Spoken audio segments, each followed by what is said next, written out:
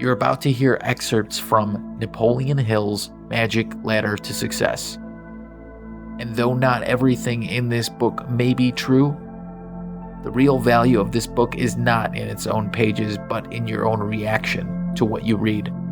The main purpose of the Law of Success philosophy is to stimulate the imaginative faculties of the brain so they will readily create new and usable ideas for any emergency in life. And anyone who can create great ideas, as readers of this book tend to do, will gather great power. As millions before you will testify, this book will cause important ideas to flash into your mind. As you read these pages, make sure to have a utensil, paper and pen ready, or another recording device. And now on to part 2 of Napoleon Hill's Magic Ladder to Success. Molecules, atoms, electrons, and beyond. To understand the process through which knowledge is gathered, organized, and classified, it seems essential for the student to begin with the smallest and simplest particles of physical matter. These are the ABCs with which nature has constructed the entire physical portion of the universe.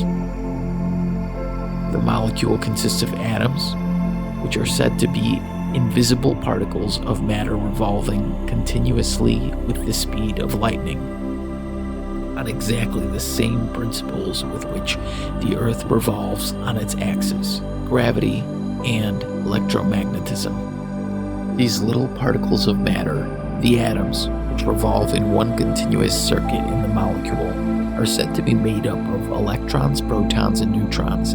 As already stated, the electron is nothing but two forms of force. The electron is uniform, of but one class, size, and nature. Thus, in a grain of sand or a drop of water is duplicated the entire principle upon which the whole universe operates. How stupendous! You may gather some slight idea of the magnitude of it all the next time you eat a meal by remembering that every article of food you eat, the plate on which you eat it, the tableware, and the table itself are in final analysis but a collection of invisible particles. In the world of physical matter, whether one is looking at the largest star that floats through the heavens or the smallest grain of sand to be found on Earth, the object under observation is but an organized collection of molecules, atoms, electrons, and smaller particles, revolving at inconceivable speed. Every particle of physical matter is in a continuous state of highly agitated motion. Nothing is ever still, although nearly all physical matter may appear to the physical eye to be motionless. There is no solid physical matter. The hardest piece of steel is but an organized mass of revolving molecules. Moreover, the electrons in a piece of steel are of the same nature as the electrons in gold, silver, brass, or pewter, but move at different rates of speed. The 100 forms of physical matter appear to be different from one another, and they are different, because they are made up of different combinations of atoms. Electrons in those atoms are always the same and carry a specific negative charge, but their combination with positively charged protons and neutrally charged neutrons makes for different forms of matter. Through the science of chemistry, matter may be broken up into atoms that are within themselves unchangeable. To illustrate the modus operandi of chemistry through which changes take place in terms of modern science, add 4 electrons, 2 positive and 2 negative, to the hydrogen atom, and you have the element lithium. Knock out of the lithium atom, composed of 3 positive and 3 negative electrons, 1 positive and 1 negative electron, and you have 1 atom of helium, composed of 2 positive and 2 negative electrons.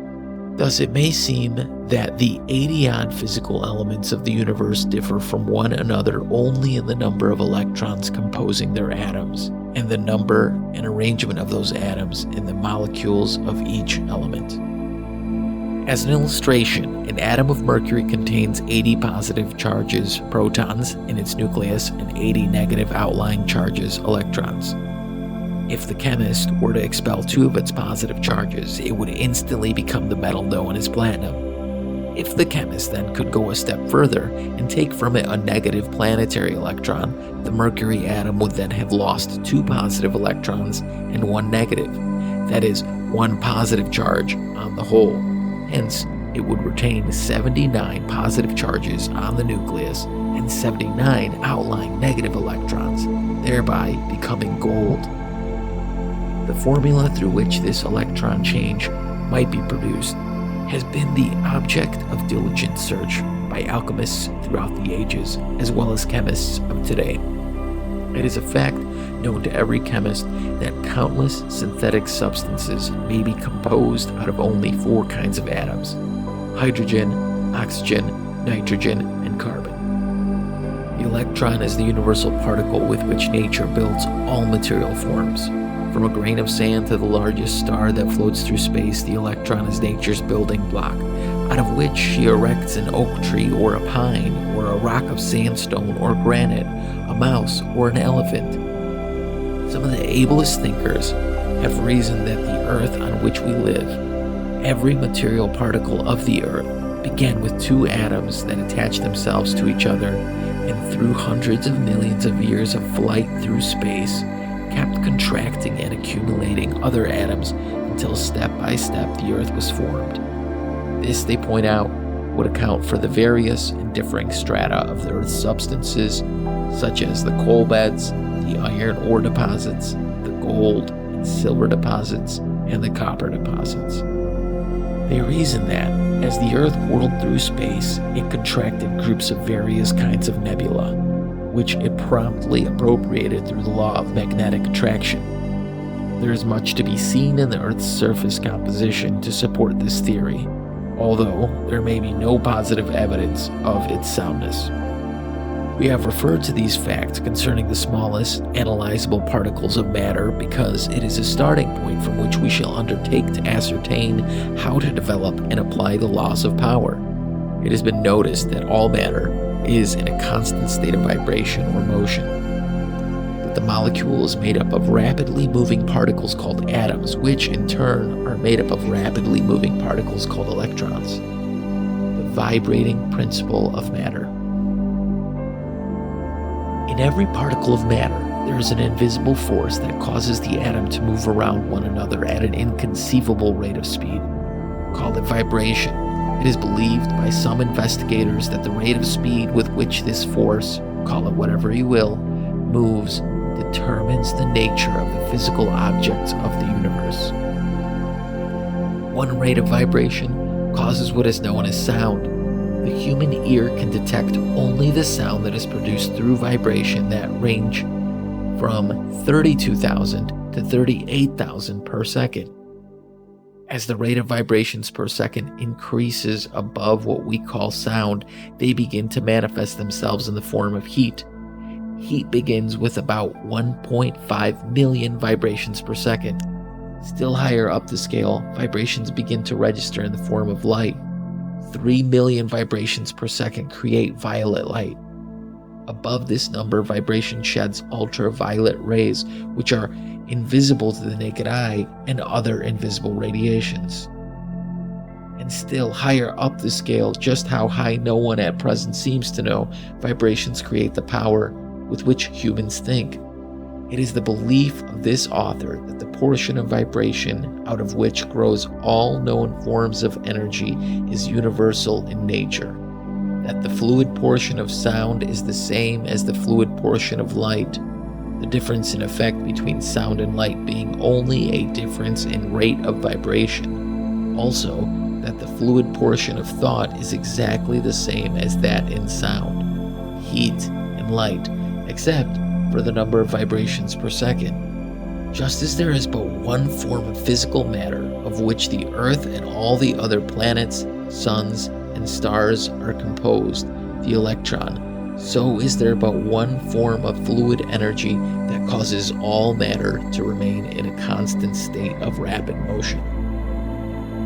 Air and atmosphere.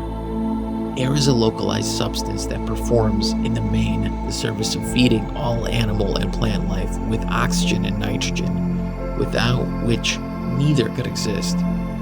Nitrogen is one of the chief necessities of plant life, and oxygen one of the mainstays of animal life. Near the top of very high mountains, the air becomes very light because it contains but little nitrogen, which is the reason why trees grow smaller on the way up, and plant life cannot exist at the highest elevations. On the other hand, the air found in high altitude consists largely of oxygen, which is the chief reason why tubercular patients used to be sent to high altitudes. What does all this scientific material have to do with you and your goals? You'll soon see that it's the very foundation of the philosophy of success that will make reaching those goals possible. Do not become discouraged if all these laboratory facts aren't exactly thrilling to read. If you are seriously engaged in finding out what your available powers are and how to organize and apply these powers, you must combine determination, persistence, and a well-defined desire to gather and organize such knowledge. Your mind is a two-way radio. Alexander Graham Bell was, of course, one of the world's authorities on the subject of vibration, which is the basis of all mental power and of all thought. The following is as true today as the day the inventor of the telephone wrote it. Suppose you have the power to make an iron rod vibrate with any desired frequency in a dark room. At first, when vibrating slowly, its movement will be indicated by only one sense, that of touch. As soon as the vibrations increase, a low sound will emanate from it, and it will appeal to two senses.